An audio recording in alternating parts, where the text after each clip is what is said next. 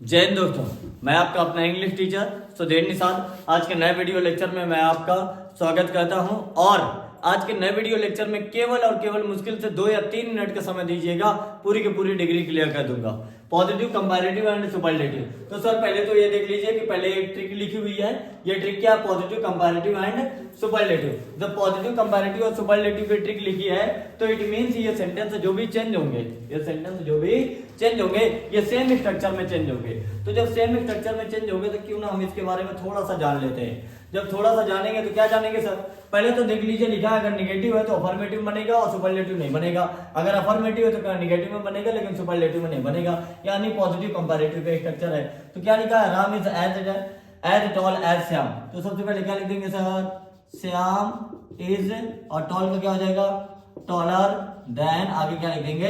राम। यानी comparison same में होता है। आगे क्या लिखा? She is not so beautiful as Rita. तो सबसे पहले क्या लिखेंगे? Rita is more beautiful than she. यहां तक क्लियर? अगला क्या लिखा है? पीडी लिखा है, यानी positive degree. No Indian town is as clean as Indore. तो सबसे पहले सर क्या लिखेंगे? इंदौर। क्या लिखेंगे? इंदौर इज क्लीन का क्या हो जाएगा? Cleaner then. क्या बताया था? अगर नो अदर लिखा मिल जाए तो देन प्लस एनी अदर में चेंज कर देते हैं। तो यहाँ पे केवल नो लिखा है तो क्या लिख देंगे? एनी। क्या लिख देंगे? एनी। एनी के बाद क्या लिख देंगे? Any Indian. आगे क्या लिखेंगे? टाउन। क्लियर? आगे लिखा है सुपरलेटिव डिग्री। जब सुपरलेटिव डिग्री के लिए लिखा है तो क्या लिखा है? No Indian town. तो सबसे पहले सुपरलेटिव डिग्री में क्या लिखेंगे? सबसे पहले लिखेंगे India, sorry Indore. Indore is cleanest town, cleanest sorry क्या हो गया? Indore is cleanest. क्लीनेस्ट के बाद क्या कर देंगे? अब बचा हमारे पास क्या? Indian town. Indian town, sorry ये क्या हो गया? Indore is cleanest Indian town. खत्म हो गया।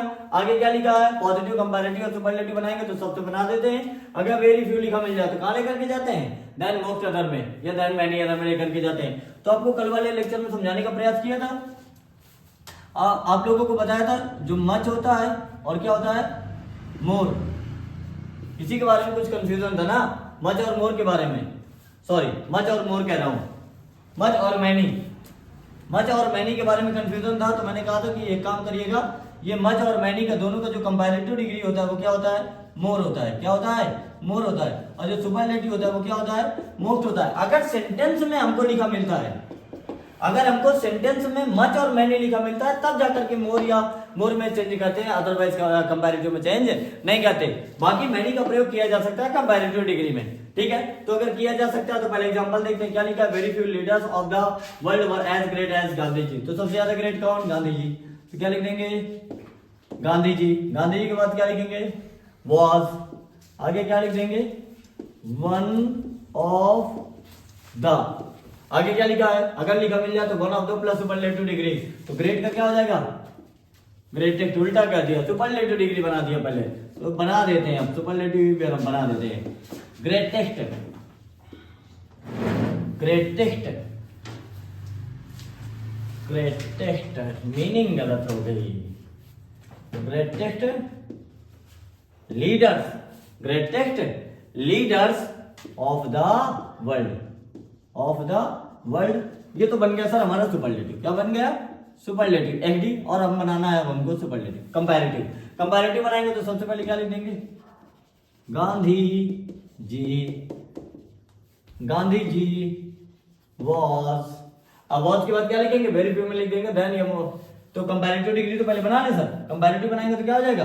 ग्रेटर, ग्रेटर देन मैनी या most other.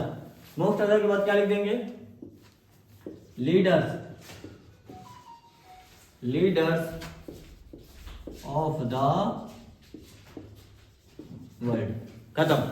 I hope clear हो गया होगा। पूरे के पूरे एग्जांपल क्लियर। नो डाउट, बिना किसी डाउट के, बस केवल और केवल 2 मिनट का, शायद मुश्किल से 5 मिनट का होगा, 5 मिनट में पूरे चेंजेस खत्म।